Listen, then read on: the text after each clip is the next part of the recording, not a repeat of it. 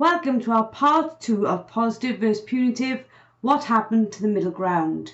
Hopefully you've listened to last week's episode before you've listened to this week's episode so that you know where this episode sort of started and where it's going as it continues through. Hopefully you'll enjoy our second part as much as you've enjoyed our first part, and we look forward to getting your feedback right at the very end. Thank you all for listening, and we'll speak to you all next week. You've only got to look at this positive training, and the dog will never get to the end goal. And all the owner will be doing is essentially managing that dog for life. And that's not training. Managing a dog is not training. Management is part of training in terms of whilst you're going through the process of teaching the dog what is expected and what is required.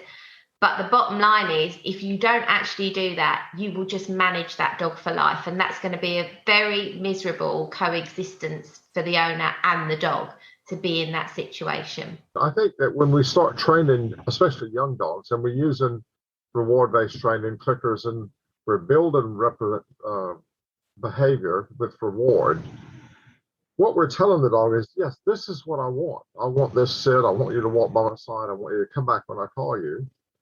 But we're not really telling the dog, I don't want you to do this or that or the other. When I give you that signal, that command, I want you to come back to me. I don't want you to think, oh, well, I don't feel like coming back right now. I want to go sniff this weed or chase a squirrel or whatever. And to me, what I like to do is train them first what they should do. So once the dog knows what he's supposed to do, then I have no qualms about applying a consequence when he just doesn't pay attention to that, or he decides he's just not going to listen to me. That's my basic take on it. So I think you have to teach them what you don't want them to do, as well as teach them what you want them to do. My personal approach to it is to train a lot of what I want first with reward-based training, and then apply a consequence when they don't follow that instruction. However, there are dogs that you have to go the other way around with. You have to apply the consequence to stop the terrible, unwanted, intolerable behavior. And once you've stopped that, you can then reward what they give you after that. When they're not doing that anymore, they're giving you something acceptable, then you can reward that, and you can start building that up. And then the dog has a good concept of, oh, if I do this, bad things happen. If I do this, good things happen. And it's an easy choice for the dog to make. But I think both sides have to be trained. I just had a review sent to me by a client. She's got a Romanian rescue dog, and for 2 years she's been seeing positive only trainers trying to train this dog not to be aggressive to other dogs, not to bark its head off at everything it saw when it was outside. And we spent about 3 hours together on a Friday morning. And she goes every Friday. There's a group that walk reactive dogs, or aggressive dogs, sorry, Rob, around around a little town not far from here. And she could never go on the walk. So today was the 3rd week since I've seen her. And today she made the whole walk, mixing with other dogs and following them around and being part of the walk. And she's absolutely over the moon.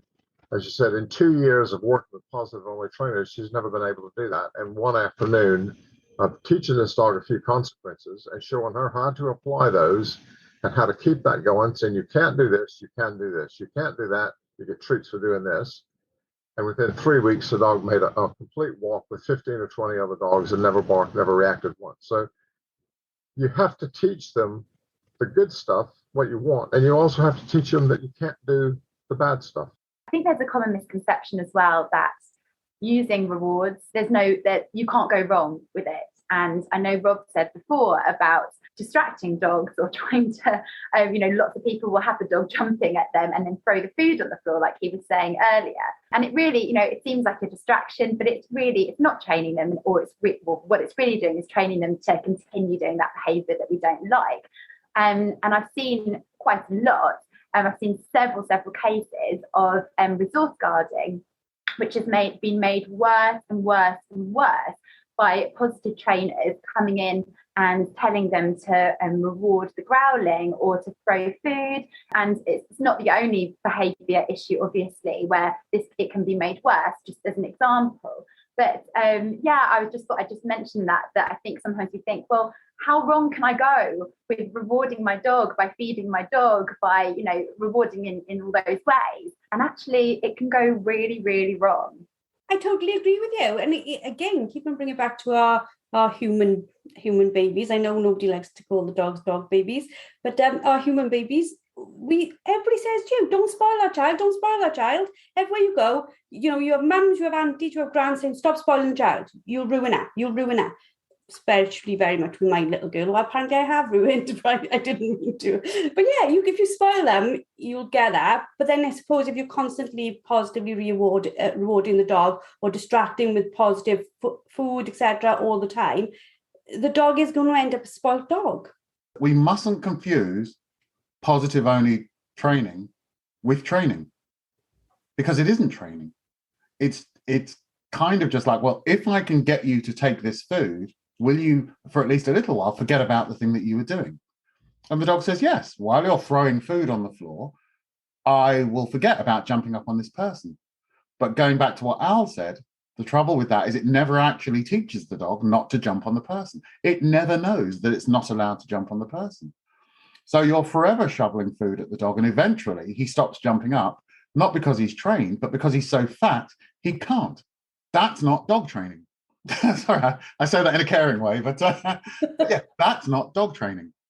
So exactly as Al was saying, having incentivized the dog and trained the dog to recognize that when I've got a piece of food, I want you to focus on me, you then have to say to him, but that also means that you can't do this or this or this. And then the dog understands that actually you asking him not to jump up was not a choice. He has to do it.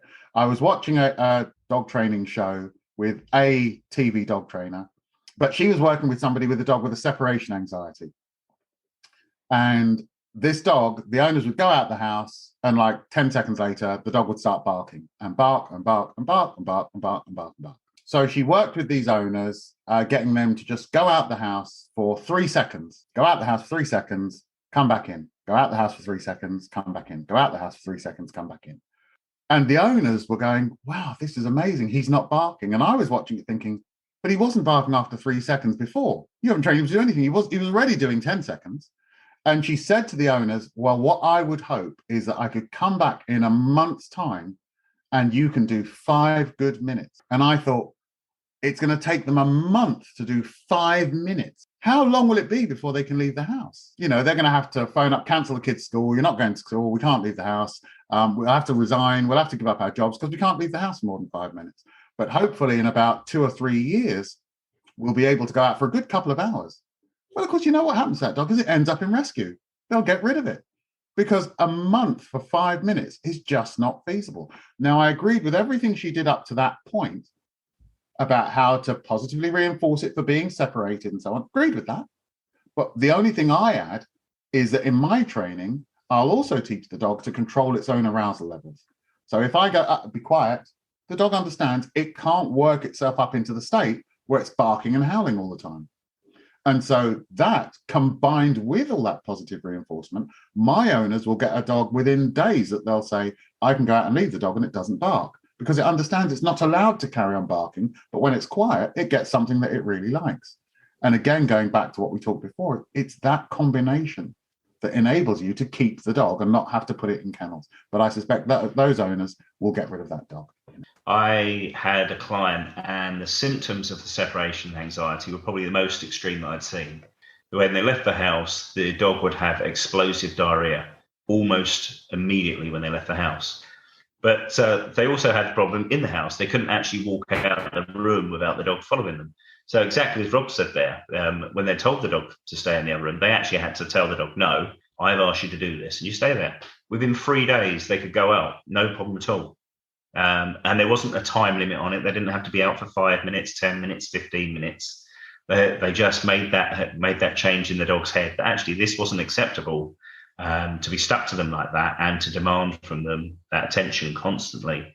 And whether or not it was a choice of the dogs to have this diarrhea or it was just stressing itself at the point when they went out the door, all stopped within 3 days. The stories that you're all sharing with me, They build confidence in me that there is another way. Now, I know from our group, and I know from our amazing experts, our group experts all believe in very similar principles, if not the exact principles that you teach, Rob. So what type of people are coming on your course, and what can they learn that is this middle ground we're all looking for?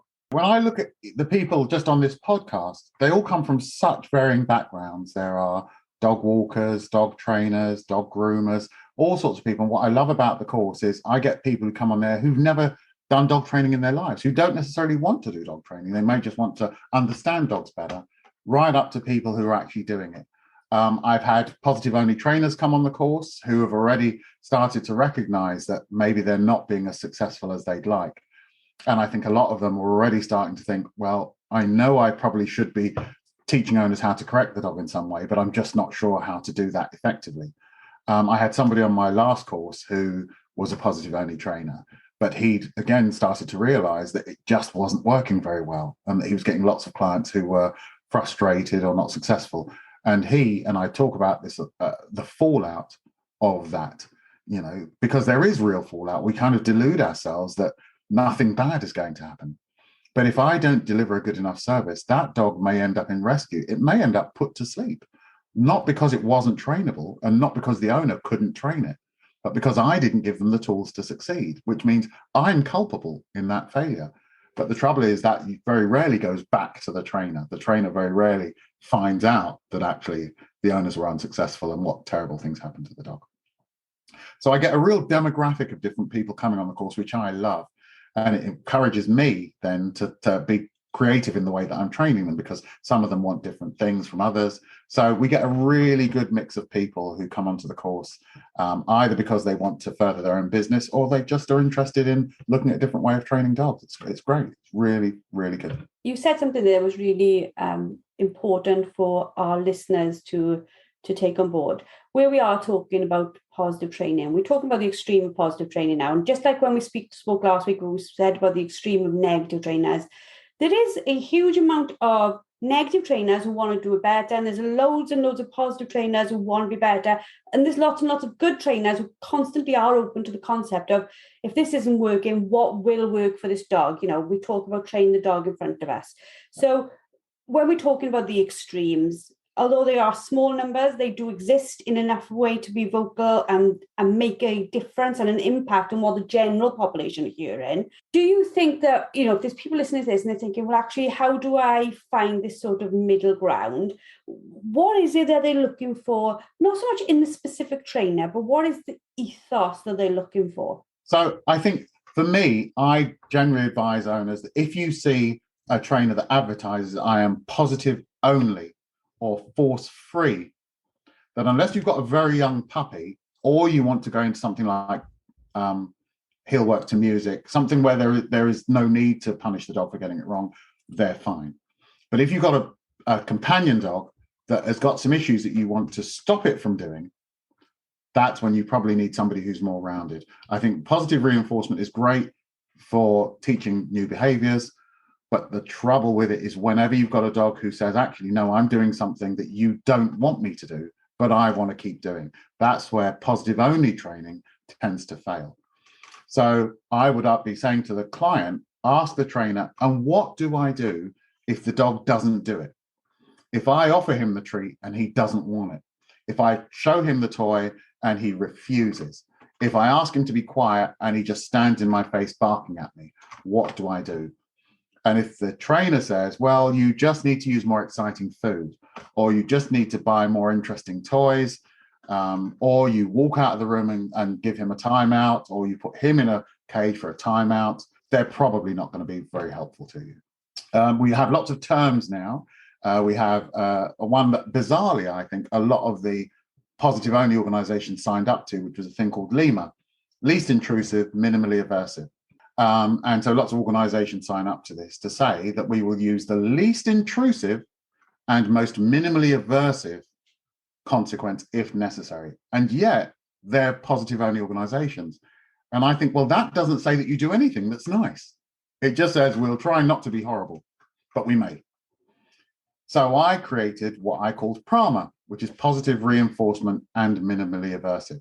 and it was based on Lima. But I wanted to say that my trainers will be encouraged to use positive reinforcement.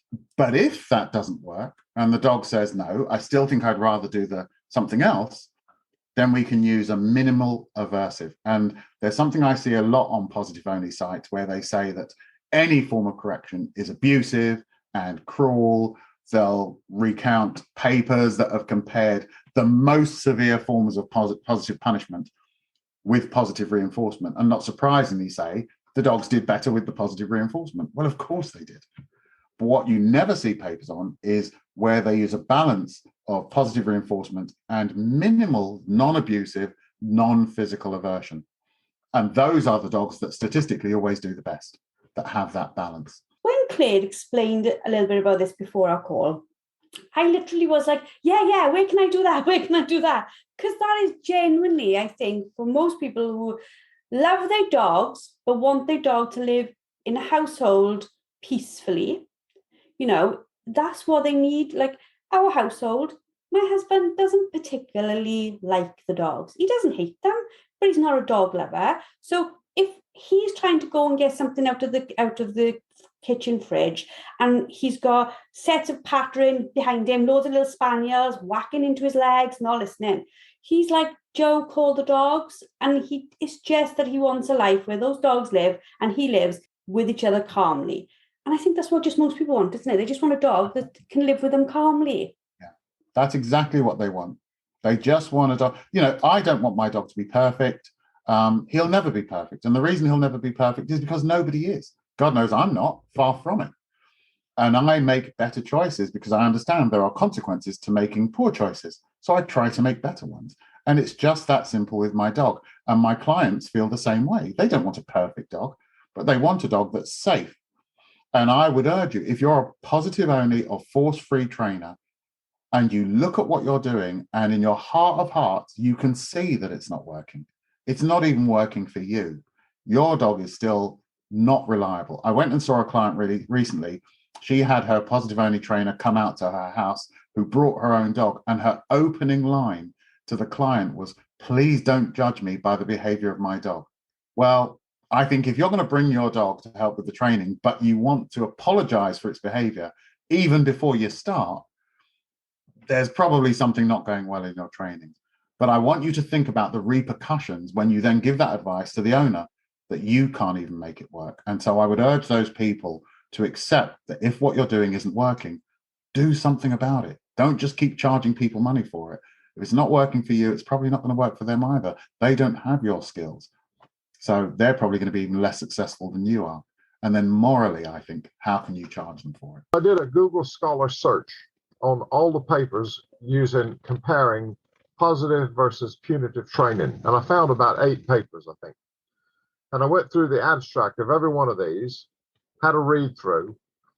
And in every one of them, what was actually compared was using reward-based training versus shock collars, prong collars, seriously harsh methods, but not to stop behaviors.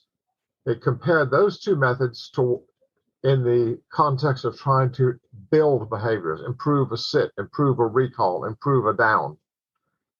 But it's just common sense that you can't build a behavior by beating hell out of a dog, can you? You've got to use rewards to train a dog to sit or to come or to lay down. So every time you see a research paper that says that reward-based training is by far and away the better way to train dogs versus punitive training, and this paper says so, look at it in detail, because probably what it's saying is that I use a reward to train a dog to sit, and I use a prong collar to train a dog to sit, and the dog sit better with the reward. Well, of course it will. It's common sense. So be aware of that. The comparisons in the papers are out there are not fair. So I just wanted to sort of roll off of some of what everyone else was saying really there. And in regards to what Rob and Rose and Al have said, and a lot of the ladies that I help on the group, and a lot of the conversations we have with the ladies are quite deep, and they tell me stories about their history and where their and their dogs have come from. And one of the things that comes out a lot is that they have become literally terrified to correct their dog. okay? Because they've been told that correcting a dog will damage the relationship, it will break the relationship down, the dog won't love them anymore, all these kinds of things, and just saying, you should never do that, because you won't rebuild that. As you know, I share a lot of videos of me training my dogs.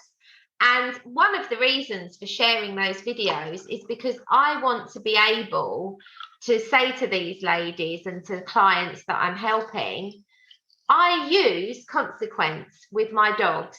If I've taught them a behaviour that I want and they understand the behaviour, and I've used a reward-based training to teach my dog what I want, I will use a consequence if the dog decides that it doesn't want to follow through with those things. My dogs don't look unhappy. My dogs don't look shut down. My dogs are having a great time.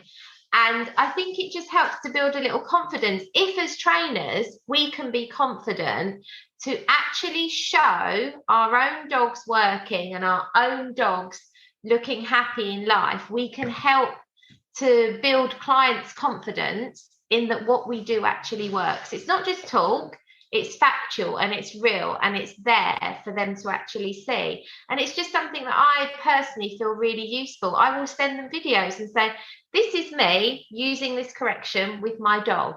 And they're like, oh, okay, that's all right. I'm okay with that. And I think it just helps. So I've been working with a Doberman recently, and she's been to both extremes before me.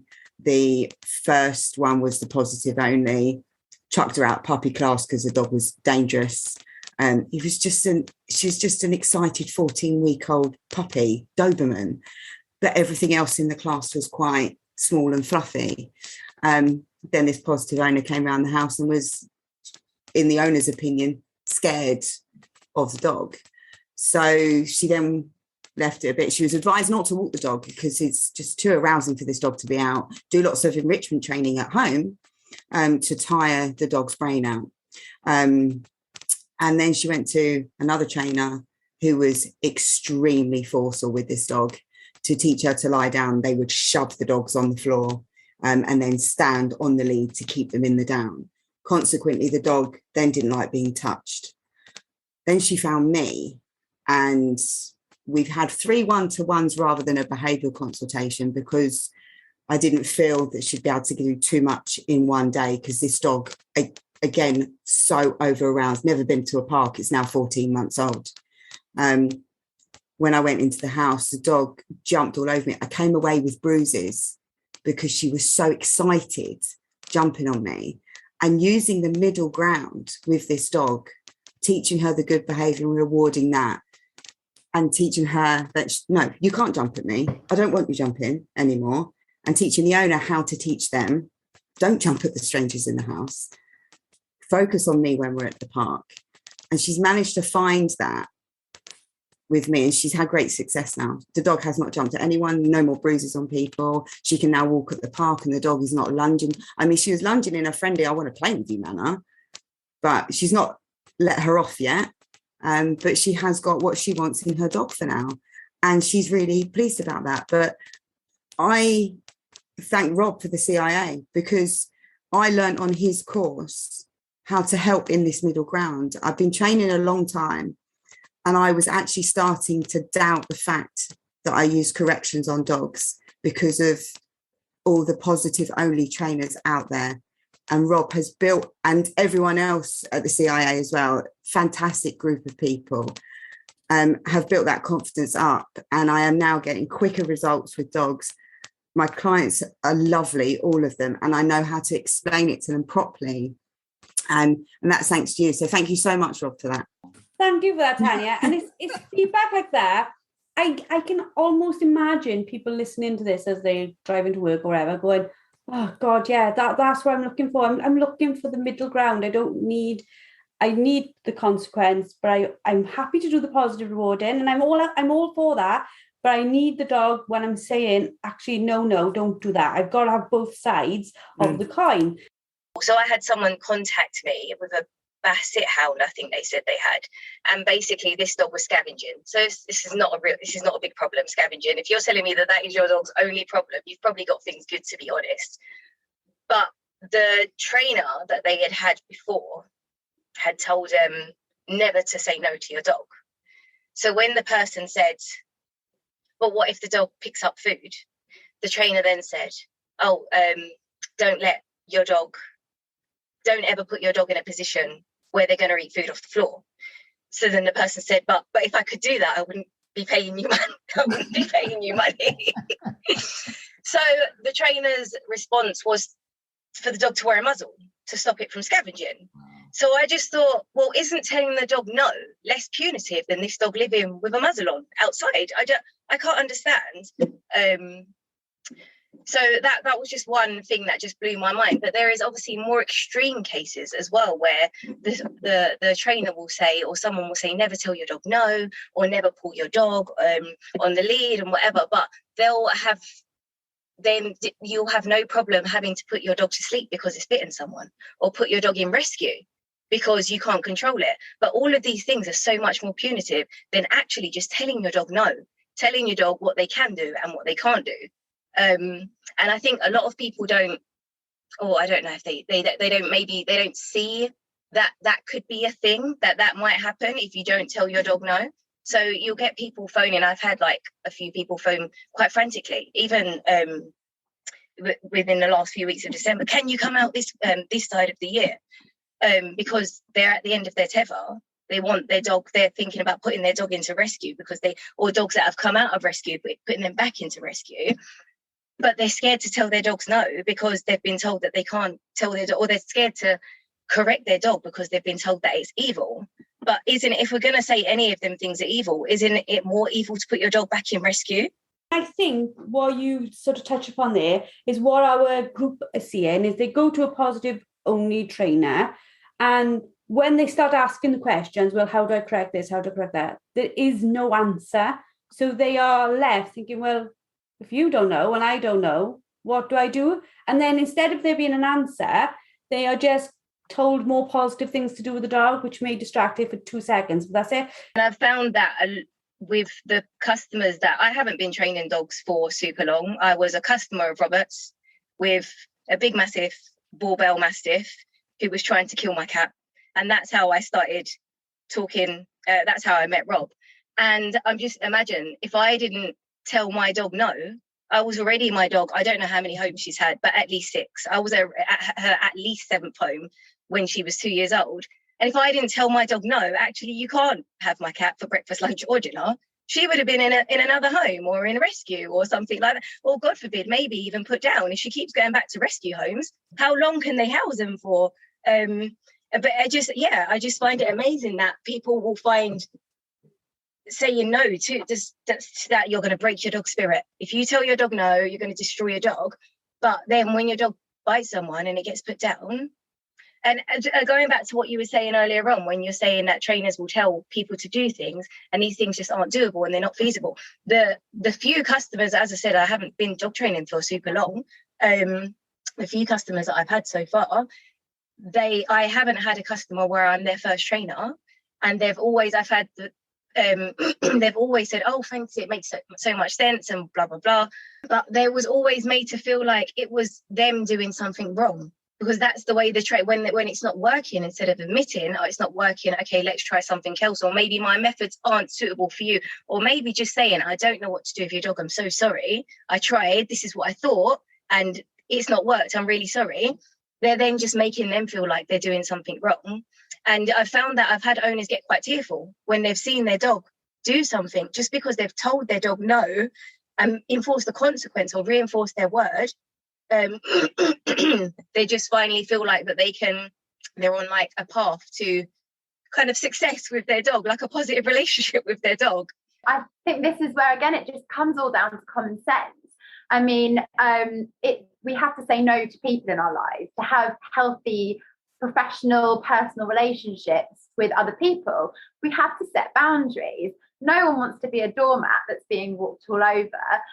We have to say no sometimes. And I think in, whatever relationship, even just a human to human relationship, when you don't know where you stand, you don't understand what those boundaries are, you can't relax, you're stressed, you can't enjoy that relationship. But even if those boundaries weren't what you were hoping for, either way, once you know what the boundaries are, once you know what is and what isn't allowed, you can relax and you can enjoy the relationship much better. So I think what Claire mentioned earlier about people, again, this a misconception sometimes of thinking that using some kind of consequence in dog training will damage the relationship between the handler, the owner, and the dog. It's just always the complete opposite. And I've had so many people say, I love my dog so much more now. The dog's so much more relaxed. The dog knows what's expected of them. I think it's just cruel to let the dog just go on guessing, getting things wrong. The owner's not frustrated because they just are completely exasperated that the dog's not listening to me, because there's no consequence. And the dog would prefer to go and chase that squirrel than, the chicken or whatever treat you've got for them. And as soon as the dog starts to realize, oh, I'm not allowed to do that thing anymore, all those rewards that the owner had and the praise they were trying to give the dog, which the dog thought I couldn't care less, suddenly that becomes so relevant. And so they can both enjoy the relationship. But I think it's those blurred boundaries and that lack of boundaries. And most owners I go to see are just kind of almost ripping their hair out because they just think, well, it's impossible to create these boundaries. It's impossible for me to say no to my dog in a way that I don't have to be abusive and harsh. But the words I'm using and what I'm trying to do right now just isn't working. How do I communicate with my dog in the way that they understand, but do it as mildly as possible? And that's what we're all about, is as Prama trainers, is being able to say, in quotes, no, but with the most minimal aversion possible, as mildly as possible. But yeah, I just have so many people saying, oh God, I love him, I love her so much more now. Oh, we can have a good relationship. It's just wonderful, and that works both ways. Rose just said some very, very, very valid points there, and things that Tanya and Rupert were saying was so valid in terms of the information we get from the clients and how transformational this can be. But for me, I think one of the key things from a gun dog perspective, as well as from a pet owner perspective, is with the positive only training, what we're seeing is so much where it's bribery and trading is the word that we're seeing a lot. And if you think about what a retrieve is, for me, when I'm talking to a complete beginner to gun dog training, when we teach a dog to retrieve, we're teaching the dog to share. We're not trading. We're teaching the dog to share with us. So we make it rewarding and valuable for the dog to give it back by giving the dog affection and rewarding the dog for giving this item. The problem when you get to things like trading or swapping, at some point, that dog's going to get something in its mouth that it shouldn't have, that is potentially dangerous. If you don't have something that the dog values to trade, you're scuppered. You're done. That's it. And potentially your dog could swallow something poisonous or dangerous or sharp, something life-threatening. At some point, the dog might have something, and like you said, Joe, about the lady cooking a chicken every time she took it out for a walk. What are we going to do? Cook a chicken every time we want to do a retrieve with a dog to swap a cooked chicken for a retrieve? There comes a point where this becomes ridiculous. And we are literally almost in that situation where the dog is actually, we always talk about, are we bribing the dog? But I think it gets to the point where the dog is bribing us. Well, have you got something good enough that I'm going to actually let this trade happen? So rather than us bribing the dog is now bribing us, and we're going, well, I need to up my stakes here. So this wasn't good enough, so I'm going to bring this in. No, you don't want that. I'll give you this instead. It gets ridiculous and the relationship isn't there. That isn't a relationship with the dog. That's the dog basically saying, what's in it for me? Because if it's not in it for me, what I value, you're not part of this anymore. And I think this is the problem with positive only training, is we're allowing the dog to make those choices and the dogs to make the demands. And if you look at what we're seeing with pet dogs at the moment, the amount of attention-seeking behaviours we're seeing that is being misunderstood, and people think they've got separation anxiety. And Rob will say, I know that very few dogs we genuinely we see where the owners think they've got separation anxiety. A lot of these dogs, it's attention seeking, not separation anxiety. We're seeing dogs that are demanding, that are refusing, that are vocalizing. And it's all this thing where don't let the dog get over threshold. You cannot live your life normally with your dog constantly trying to keep the dog under threshold. That's not reality. It's not real life. We have to be able to live our lives. So I think it's time to get realistic about what we're doing with our dogs and do the best for the dog and teach them this is how we live. Couple of points. One, I was reminded of by something Rupert said, which in my 30, however many years it is now, of doing dog training, I've probably told people to put their dogs to sleep maybe 4 or 5 times, maybe half a dozen times. But I see on positive only forums all the time people saying things like, well, you should try this, but if it doesn't work, you may have to put him to sleep. And I think, what? So you would rather kill the dog than use an aversive? How is that positive only? You'd kill him. You'd say, I cannot use any sort of aversive. I can't use anything that might upset the dog in some way, but I am totally comfortable with killing it if my training doesn't work. And when I look at how few dogs, I believe, with issues, positive only works, I think, how many dogs are getting put to sleep that didn't need putting to sleep because the expert tells the owner that the only thing for this dog is to be put to sleep?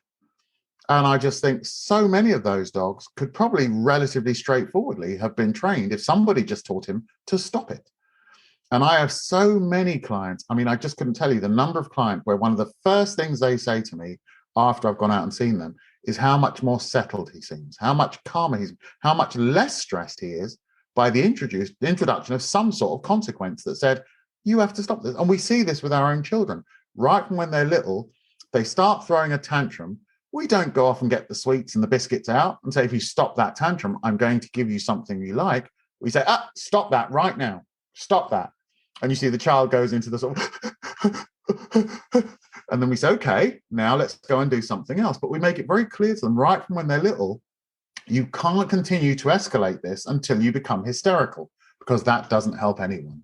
And why do we think it's any different with dogs? It's exactly the same thing. And then touching on something Claire just said, some of you may remember I shared it on Facebook because I was so wound up by this case I went and saw with a Romanian street dog. They'd had it for, I think, something like a year. It was traumatized when it came over, as many of them are. It found a cupboard under the stairs where it went and hid.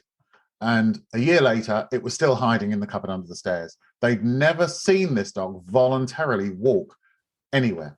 When they took it out into the garden, they used to have to go into the cupboard, lift it up, take it out into the garden, it would go to the toilet, and then just stay there. They'd have to pick it up, bring it back, put it in the cupboard. When they fed it, they used to have to put its food in the cupboard and walk away. The dog wouldn't eat while they were there.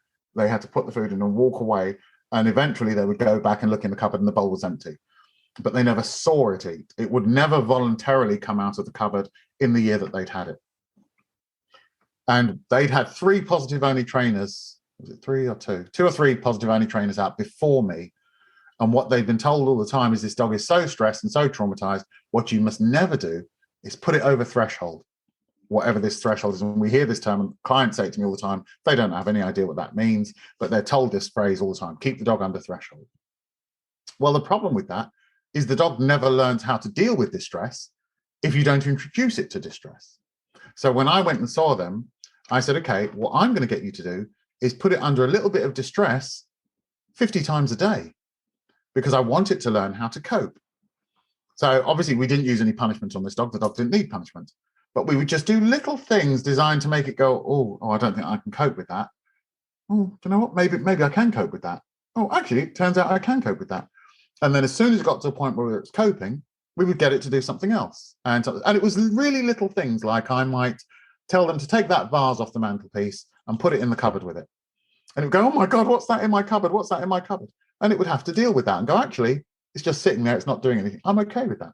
And then as soon as it was okay with it, take it out and put something else in.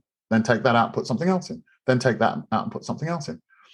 And I think it was genuine. It was something like 2 days before the dog walked out into the garden voluntarily. They were able to get the dog to walk out and go to the toilet by itself. Something like a week later, they said the dog now goes out the front door for a walk. They put its lead on and it walks voluntarily out the front door. Hadn't done this in a year. And then it was a couple of months later, they shared a video of it going camping with them. They took the dog camping, which would have been inconceivable. And all that was achieved just by teaching the dog something we all have to learn every single day, which is how to cope when you're slightly outside your comfort zone. The naivety of the trainer to say, let's never put this dog out of its comfort zone, meant that it never learnt anything. So a year later, it was still exactly where it was. So sometimes we just have to look at real life and go, this is not real life. This would not happen.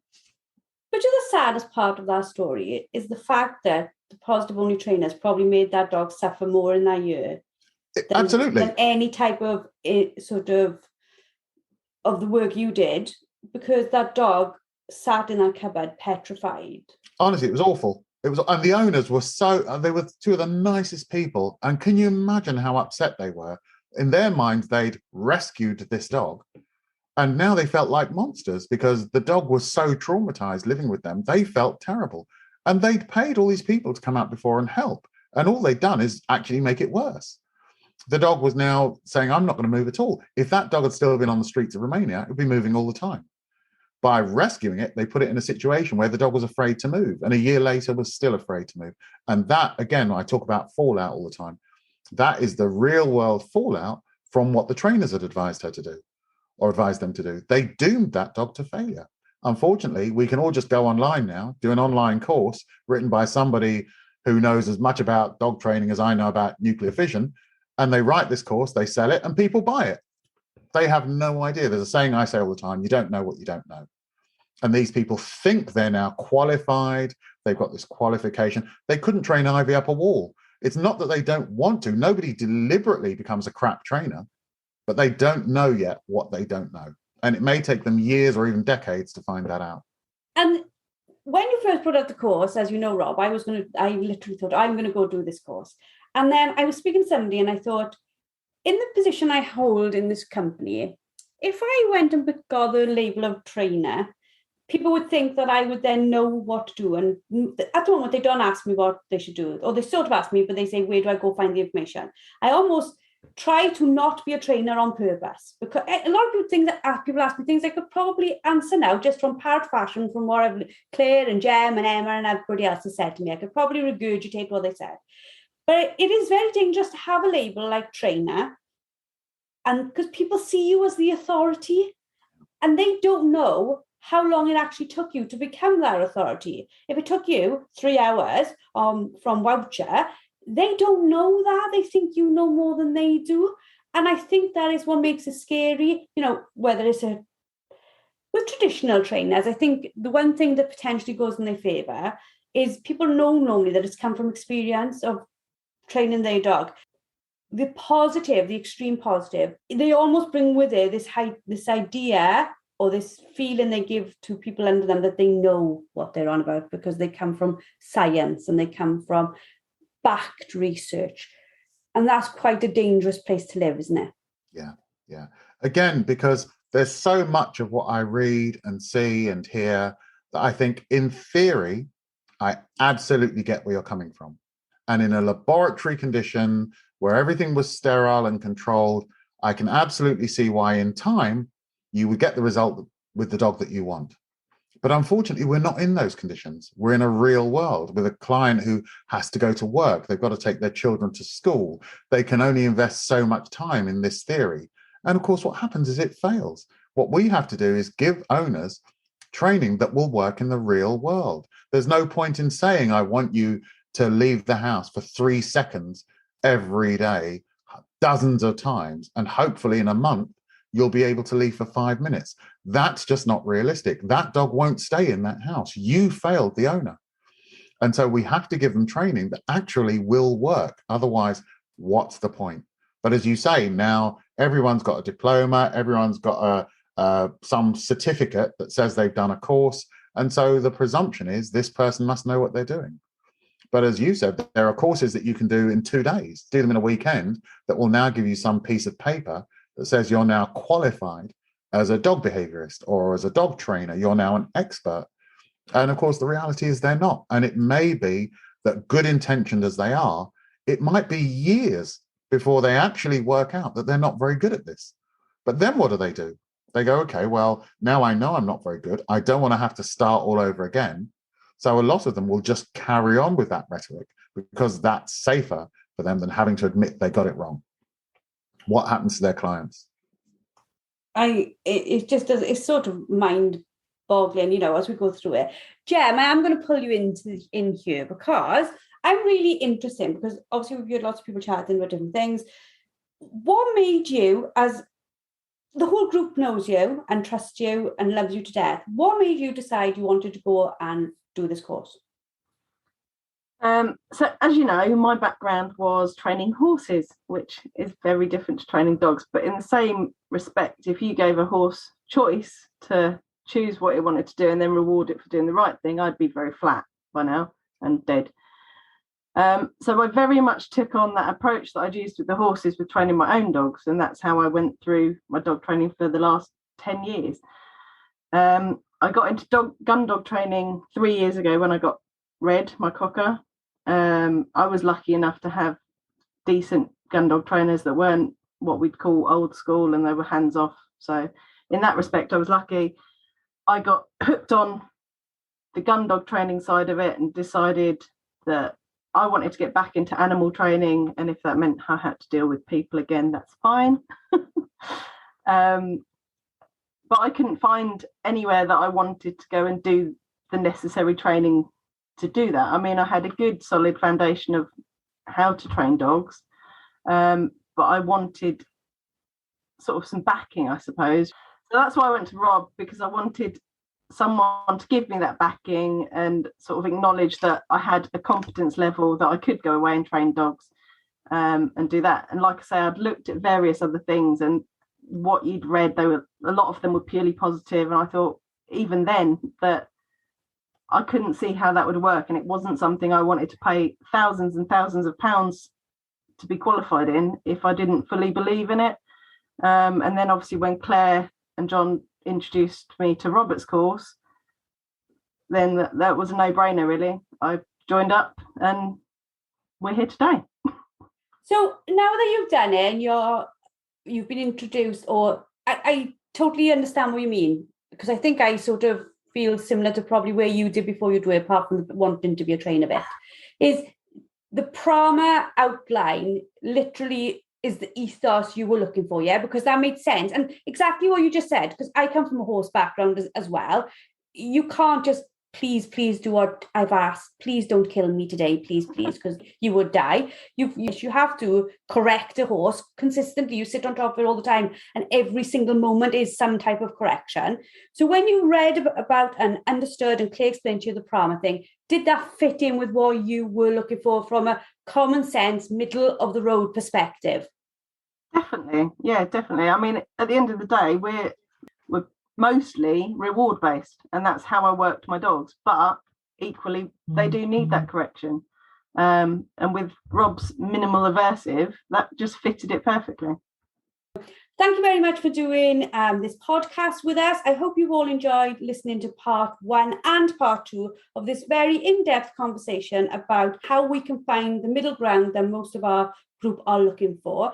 So a big thanks to Rob, big thanks to the CIA, and thank you to all the instructors that joined us for this fantastic podcast. Goodbye, everybody. Thank you. Goodbye. Thank you. Bye. Bye. Bye. Bye.